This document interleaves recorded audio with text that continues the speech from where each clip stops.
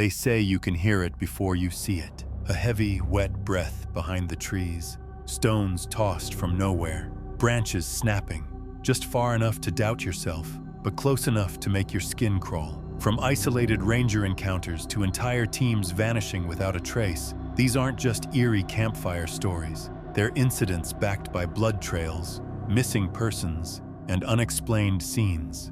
In this video, we'll explore 6 chilling encounters with Bigfoot that end in fear, flight, and fatal consequences. The Bitter Pine Forest Reserve in Northern California, USA, in 2022, stretched across 12,000 acres of dense woodland in the state's mountainous terrain. Established in 1978 as a protected wilderness area, the reserve was notorious for its fire-prone conditions during summer months and treacherous hiking trails that wound through towering redwoods and thick underbrush. The area had always attracted experienced hikers and campers, but recent drought conditions had made the forest increasingly unpredictable. Mitchell Carraway had patrolled these woods for 17 years. At 43, he prided himself on knowing every trail, every campsite, and every potential hazard within the reserve's boundaries. His colleagues respected his calm demeanor and practical approach to wilderness management. Carraway had dealt with everything from aggressive bears to lost tourists, and nothing seemed to rattle his steady nerves. The trouble began in late August when campers started reporting unusual incidents near Hollow Trail, a remote hiking path that snaked through the reserve's densest section. First, the Henderson family claimed they heard guttural howling that kept them awake for 3 consecutive nights. Then, a group of college students reported that rocks were being thrown at their campsite from the surrounding darkness. Most disturbing was an account from veteran hiker Dorothy Klemperer, who insisted she witnessed a massive shadow moving upright through the trees just beyond her tent. Carraway initially dismissed these reports as typical wilderness anxiety mixed with overactive imaginations. He had heard similar stories throughout his career, usually from inexperienced campers who mistook normal forest sounds for something sinister. However, when the incidents continued to pile up over 2 weeks, his supervisor asked him to investigate the area personally. On September 3rd, Carraway packed his standard patrol gear and headed toward Hollow Trail. The afternoon was unusually quiet as he made his way through the familiar terrain. He noted several broken branches at unusual heights and what appeared to be large indentations in the soft earth near the trail's midpoint. These observations were concerning, but not unprecedented in an area frequented by black bears. As evening approached, Carraway decided to make camp near the reported disturbance zone.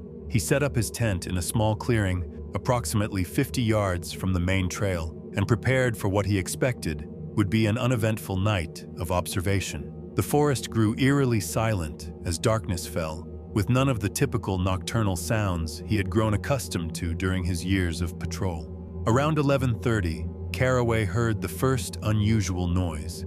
It began as a low rumbling that seemed to emanate from deep within the surrounding trees. The sound was unlike anything he had encountered during his extensive experience with local wildlife. He grabbed his high-powered flashlight and carefully emerged from his tent to investigate the source. The beam of his flashlight cut through the darkness as Carraway slowly swept the surrounding area.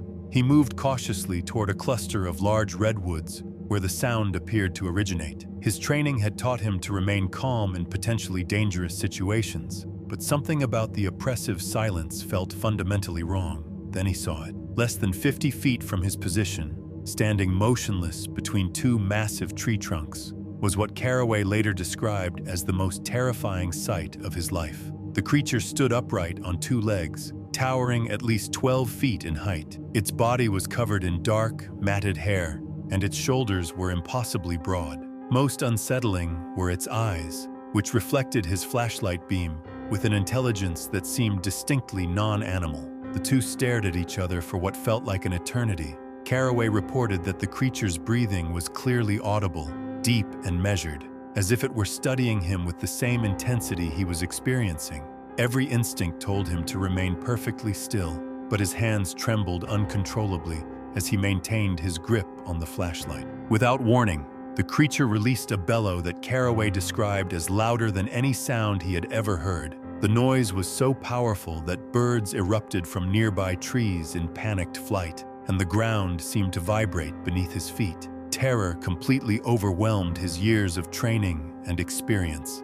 Caraway dropped both his flashlight and backpack as he turned and ran blindly through the darkness. Branches tore at his uniform and face as he crashed through the underbrush, driven by pure panic. He later admitted that he had never experienced such complete fear during his entire career in wilderness management. He reached his patrol vehicle after what felt like hours of desperate running and drove directly home without stopping. The next morning, Caraway called his supervisor and submitted his immediate resignation. He refused to return to Bitter Pine Forest Reserve to retrieve his abandoned equipment or complete any final paperwork. When questioned by his colleagues, Caraway maintained that he had encountered something beyond conventional explanation. He insisted that the creature he observed was neither a bear nor any other known wildlife. His supervisor officially attributed the incident to a possible bear encounter in low-light conditions, but Caraway rejected this explanation entirely. 3 days after the incident, Mitchell Caraway left his position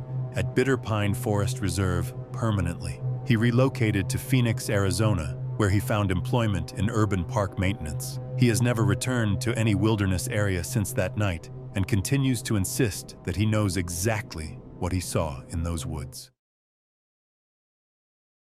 In 1983, deep in the Sayan Mountains near Kyzyl, Tuva Republic, Russia, the range formed a natural barrier between Mongolia and the Russian Federation, stretching across hundreds of miles of pristine Siberian taiga.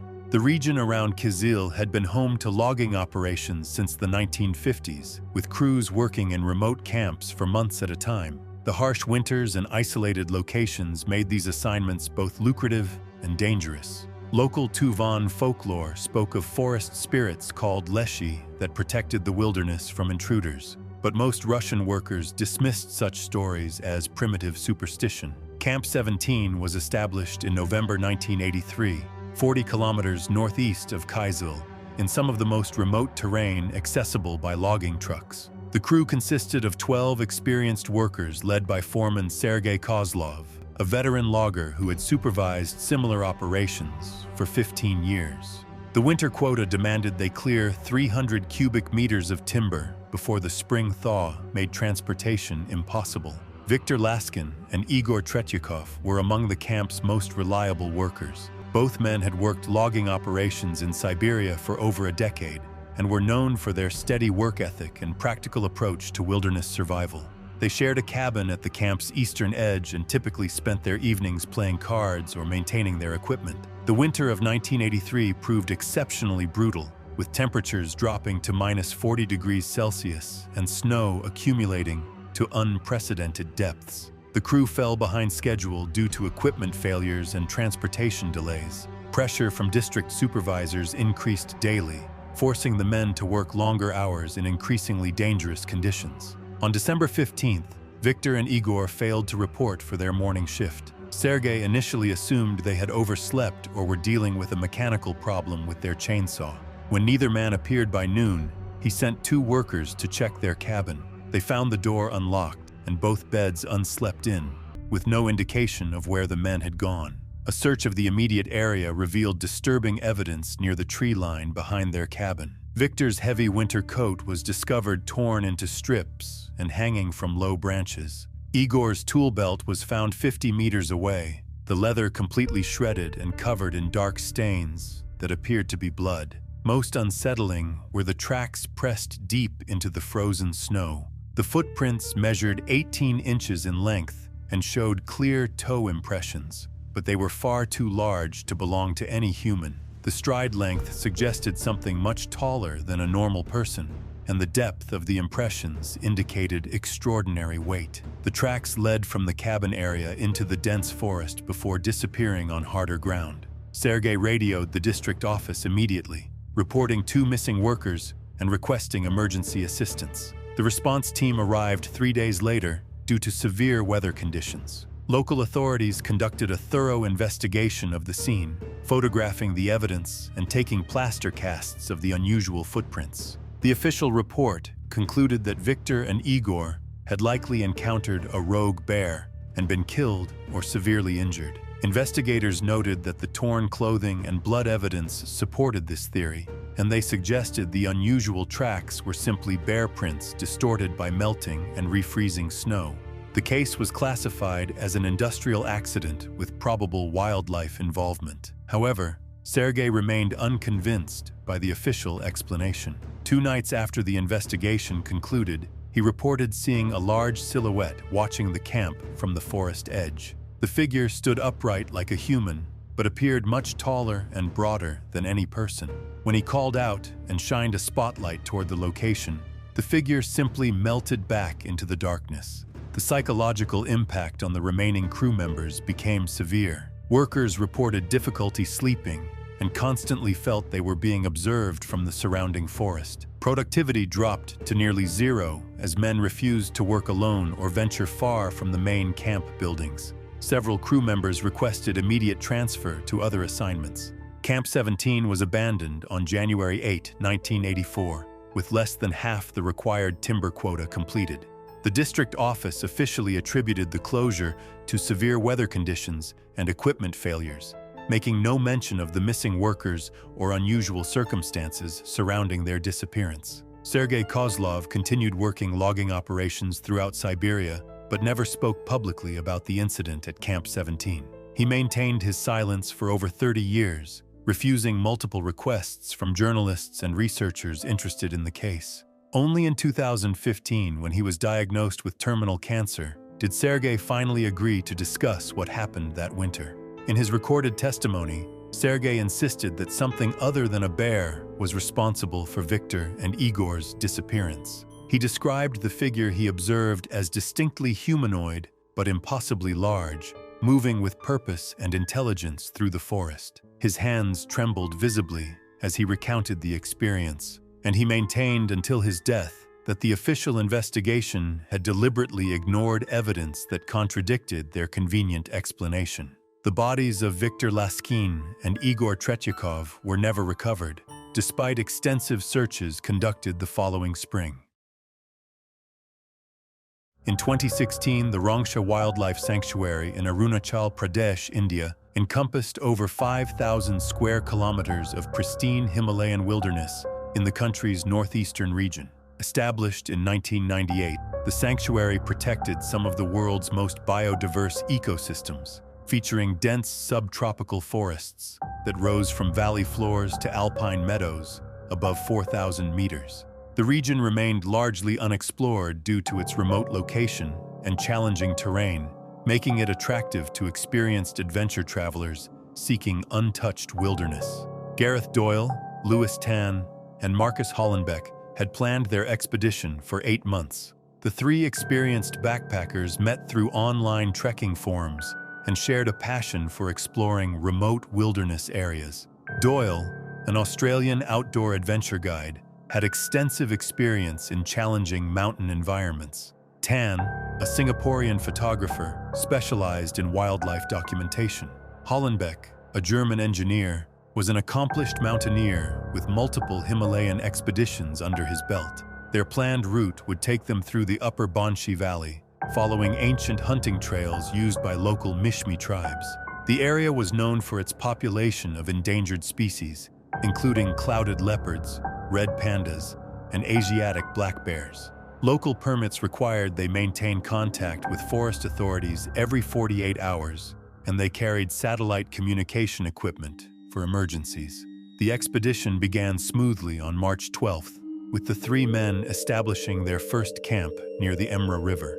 The weather remained favorable, and they made excellent progress through relatively easy terrain. Doyle noted in his journal that wildlife activity seemed unusually sparse, with fewer bird calls and animal tracks than expected for such a pristine environment.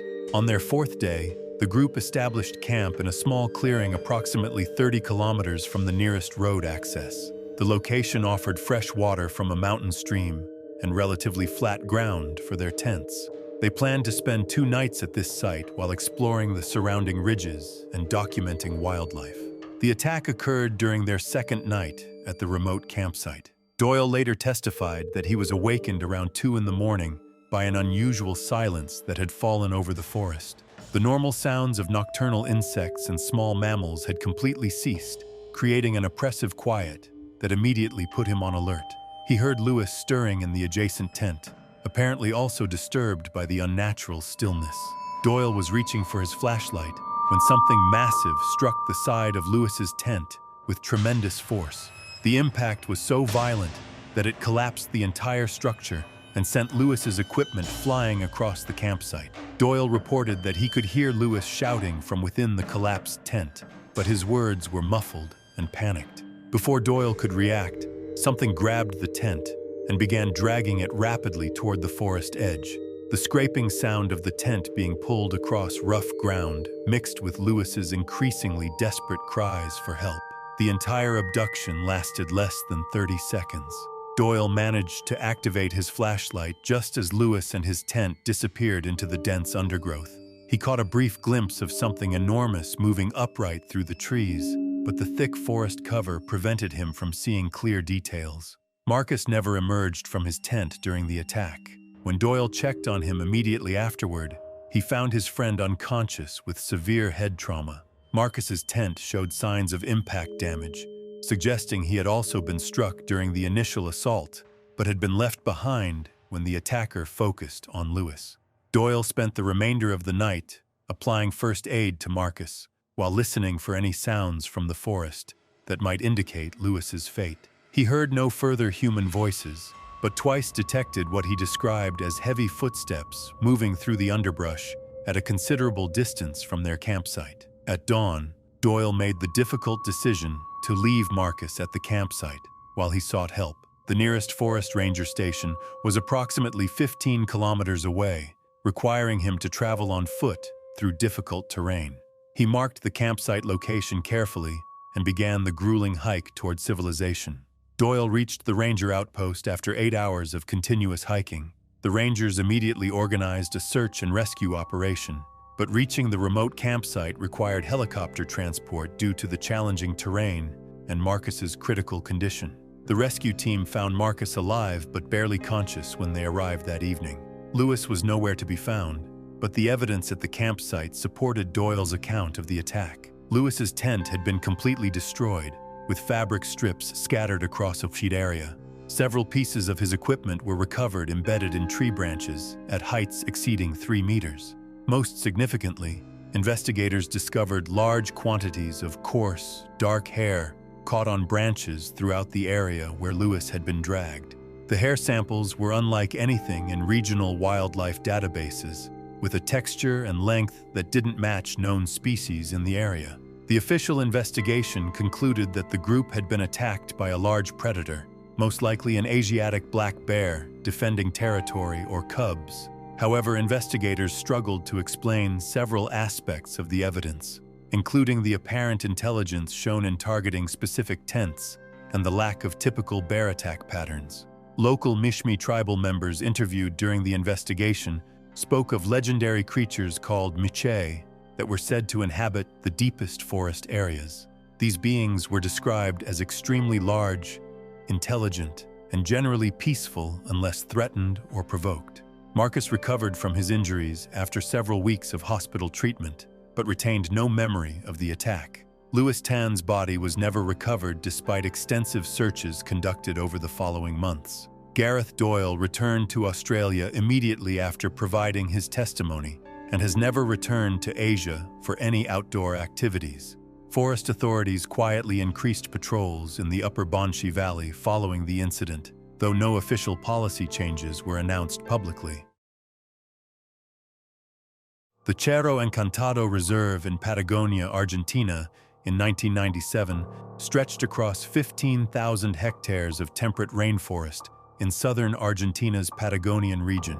Located near the border with Chile, the reserve contained pristine ecosystems that had remained largely untouched by human development.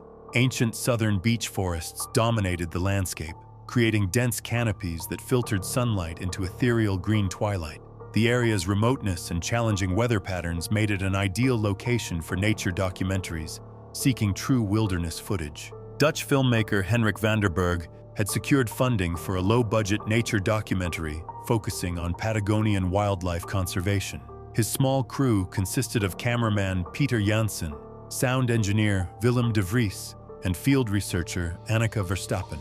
The project aimed to document endangered species and highlight conservation efforts in one of South America's most pristine wilderness areas. Camila Rodriguez served as their local fixer and guide. Born in nearby Bariloche, she had extensive experience leading scientific expeditions and film crews through Patagonian wilderness. Her knowledge of local terrain, weather patterns, and wildlife behavior made her invaluable for navigating the challenging environment safely. The crew established their base camp on October 15th in a clearing near the Rio Manso, approximately 8 kilometers from the nearest road access. The location provided fresh water and relatively flat ground for their equipment, while offering access to diverse ecosystems within walking distance. They planned a 3-week shoot covering seasonal wildlife patterns and forest ecology. Initial filming proceeded smoothly, with the crew documenting various bird species, native deer, and the region's impressive old-growth forest canopy. Henrik expressed satisfaction with the footage quality and the cooperative weather conditions. Camilla noted that wildlife activity seemed normal for the season, though she observed that certain areas appeared to have fewer animal tracks than expected. On October 22nd, Camilla developed a severe stomach illness that prevented her from accompanying the crew on their planned expedition to film in a remote valley system. She remained at base camp while Henrik, Peter, Willem, and Anneke hiked approximately 6 kilometers to reach their filming location. They carried radio equipment and planned to maintain regular contact with base camp throughout the day. The crew's first radio check at noon reported successful arrival at their filming location and favorable conditions for documentation work. Henrik mentioned they had discovered an interesting wildlife corridor with fresh tracks from multiple species. Their second scheduled check at 4 in the afternoon never occurred. Camilla attempted to establish radio contact every 30 minutes after the missed check-in time. She received no response despite trying different frequencies and power settings. As darkness approached, she made the difficult decision to remain at base camp rather than attempt a dangerous night search through unfamiliar terrain. At dawn, Camilla hiked to the crew's last known location, following the route they had described during their morning radio contact. She found their abandoned equipment scattered across a small clearing near a stream crossing. The expensive camera equipment had been completely destroyed, with metal housing bent and optical components shattered beyond repair. The crew's tents had been systematically shredded, with fabric strips hanging from surrounding tree branches. Personal belongings were scattered across a wide area, but nothing appeared to have been stolen or consumed. Most disturbing was the overwhelming stench of decay that permeated the entire area, despite the absence of any visible carry-on. Camila immediately hiked back to base camp and used the satellite phone to contact authorities in Bariloche. The initial search and rescue response was delayed due to severe weather conditions that prevented helicopter access to the remote location. Ground teams reached the site 3 days later, finding additional evidence but no trace of the missing crew members. Investigators discovered that much of the crew's equipment had been buried under loose soil and forest debris, apparently by something with considerable strength and primitive tool-making capability. The burial pattern showed organization and purpose rather than random scattering by scavenging animals. Large footprint impressions were found in soft earth near the stream, but heavy rainfall had degraded their quality before plaster casts could be made. The prints appeared to show 5-toed feet of unusual size, but definitive identification proved impossible due to weather damage. The official investigation concluded that the crew had likely been attacked by a large predator, possibly a puma or South American black bear, though neither species typically exhibited the behavioral patterns evident at the scene. The systematic destruction of equipment and apparent burial of materials suggested unusual intelligence for a wildlife attack. Local Gaucho families in the region spoke of legends regarding Trauco, a creature from Mapuche folklore said to inhabit the deepest forests. However, traditional descriptions of Trauco depicted a much smaller being than what the physical evidence suggested. Camila later testified about the strange condition of the camp and the unnatural silence that surrounded the area. Investigators were unable to determine exactly what had occurred. Despite extensive searches and interviews, no conclusive explanation emerged. the authorities officially classified the crew's disappearance as an unresolved wilderness incident, with no indication of foul play or criminal activity. Henrik van der Berg, Peter Janssen, Willem de Vries, and Annika Verstappen were declared missing persons after extensive searches failed to locate any human remains. The case officially remains open, though active investigations ceased after 6 months. Camila Rodriguez discontinued her work as a wilderness guide following the incident and relocated to Buenos Aires. She has consistently refused requests for interviews about the events, maintaining that discussing the details would not serve any useful purpose. The Cerro Encantado Reserve was temporarily closed to filming permits following the incident, though hiking and research access remained available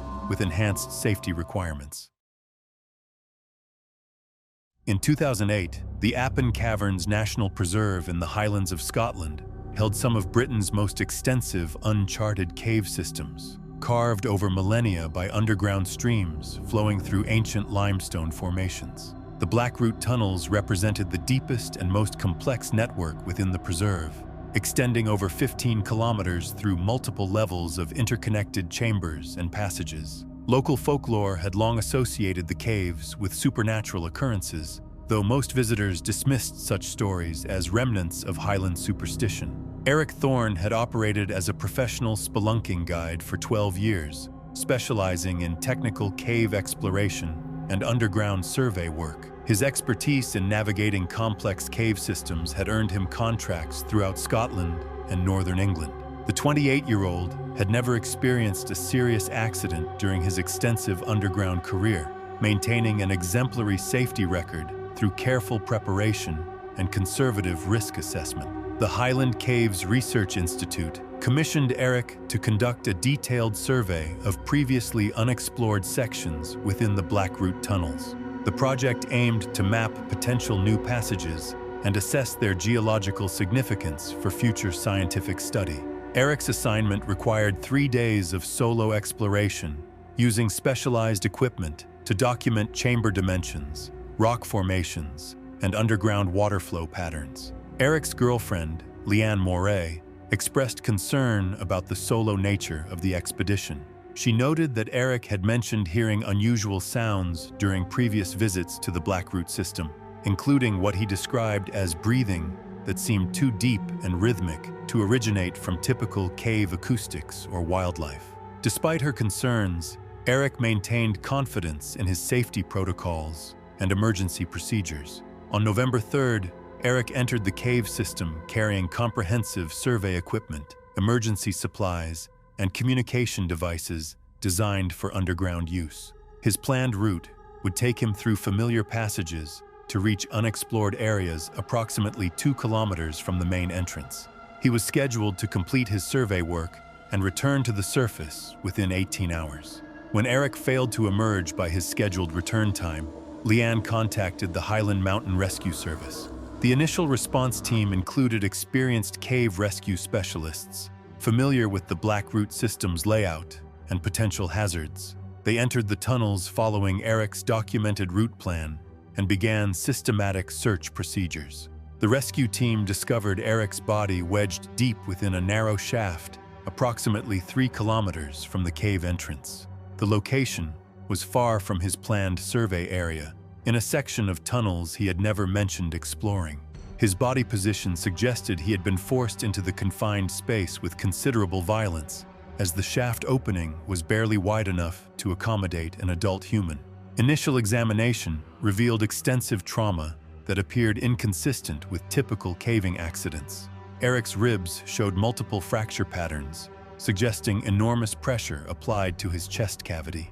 Most disturbing were the injuries to his throat area, which displayed crushing damage that forensic experts described as resembling manual strangulation by something with exceptional grip strength. The cave rescue team noted several unusual aspects of the recovery scene. Eric's equipment had been scattered throughout the surrounding passages, with some items embedded in rock crevices at heights requiring considerable force to achieve. His primary headlamp was found crushed beyond recognition, while backup lighting equipment showed similar destruction patterns. Forensic analysis conducted in Edinburgh revealed that Eric's injuries were caused by external force rather than environmental accidents, such as rockfalls or equipment failures. The pattern of broken ribs suggested compression from above and below simultaneously, requiring strength far exceeding normal human capability. No human DNA was recovered from beneath Eric's fingernails or on his clothing. The strangulation injuries proved particularly puzzling to investigators. The throat damage showed symmetrical bruising patterns consistent with finger-like pressure points, but the spacing and depth suggested hands much larger than any human could possess. Medical examiners could not explain how such injuries might occur through accidental contact with cave formations or equipment. Local police interviewed Leanne extensively about Eric's recent behavior and any concerns he might have expressed about cave exploration dangers. She testified that Eric had mentioned hearing unexplained sounds during previous visits to the Blackroot system, specifically describing rhythmic breathing that seemed to originate from deep within unexplored passages. Leanne also reported that Eric had discovered what appeared to be crude sleeping areas in remote cave chambers, featuring arrangements of loose stones and organic debris that suggested regular occupation by something larger than typical cave-dwelling wildlife.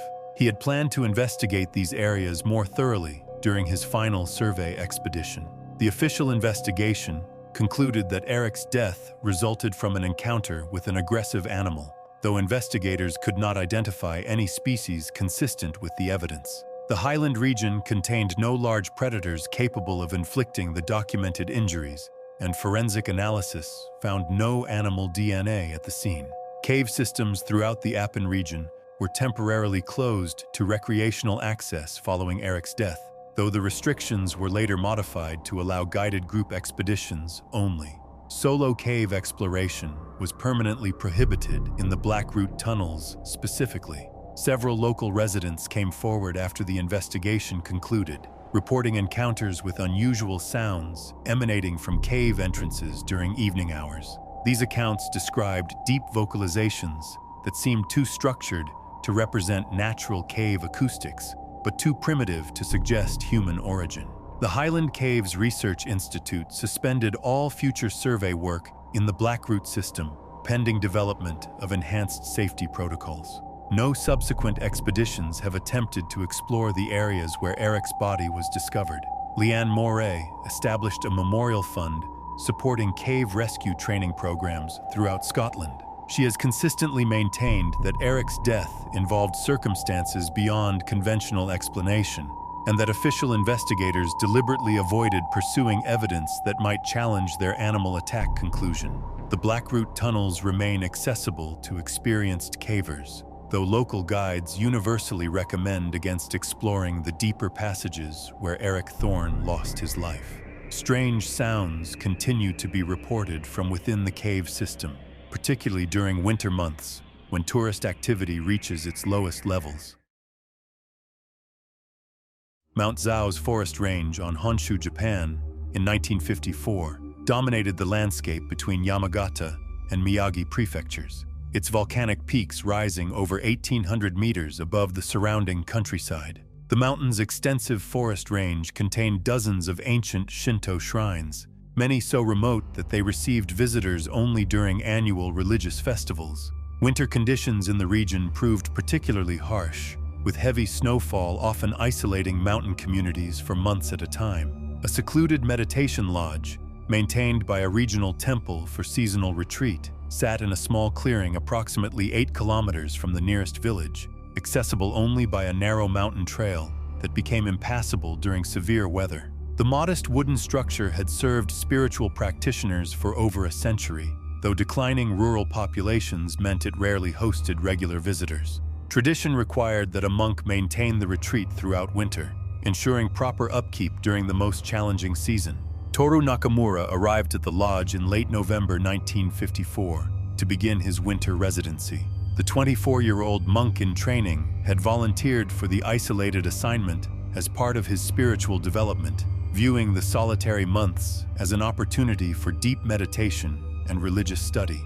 His temple superiors provided supplies sufficient for the entire winter, as resupply expeditions would be impossible once heavy snow blocked the mountain trails. The retreat's living quarters consisted of a single room attached to a small prayer hall, with basic facilities for cooking, sleeping, and storage. Toru established daily routines that balanced maintenance duties with extended periods of contemplation. Initially, he found the mountain environment peaceful and conducive to focused spiritual practice. Toru maintained a detailed journal throughout his residence, documenting daily activities, weather conditions, and reflections. The early entries revealed contentment with his isolated situation and appreciation for the natural beauty surrounding the retreat. He noted abundant wildlife activity, including frequent visits from deer, rabbits, and various bird species seeking food during the harsh winter months. The first unusual incident occurred in mid-December, when Toru recorded strange knocking sounds on the retreat's exterior walls during nighttime hours.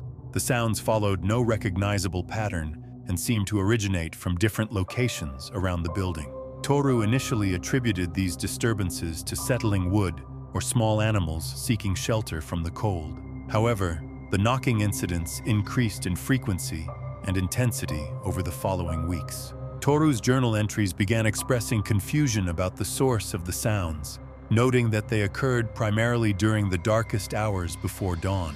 When he investigated outside during daylight, he found no evidence of animal activity or structural damage that might explain the disturbances. More concerning was the mysterious disappearance of food supplies from the storage area. Toru discovered that rice, preserved vegetables, and dried fish were vanishing despite his careful inventory management. The missing items disappeared without any sign of forced entry or damage to storage containers, suggesting something with considerable dexterity or cleverness was responsible for the thefts. In early January, Toru began documenting a large figure appearing near the retreat during twilight. His journal described a form that stood upright and moved with deliberation, visible only in silhouette at a distance. The figure remained near the tree line and never approached directly, creating a deep sense of unease. The figure's presence intensified Toru's sense of isolation. He wrote that it seemed to observe the retreat from different angles on various nights, never coming closer than a few dozen meters. The lack of interaction or recognizable behavior left Toru uncertain whether it was human, animal, or something in between. The psychological pressure of these appearances began affecting Toru's mental state. His journal entries became increasingly anxious, reflecting growing fear about his isolated situation.